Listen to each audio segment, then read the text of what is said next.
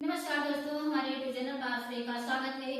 एक बहुत प्यारा धमाकेदार सुंदर गाना नाच गीत लेकर आए आप सबके बीच में भेज रही हूँ। जैसा भी लगेगा कमेंट में बताइएगा। अच्छा लगे तो लाइक सब्सक्राइब जरूर कर लीजिएगा, हमारे चैनल को सपोर्ट करिएगा, ज्यादा से ज्यादा हमारी वीडियो को शेयर करिएगा, प्यारा प्यारा कमेंट दीजिएगा आप लोग।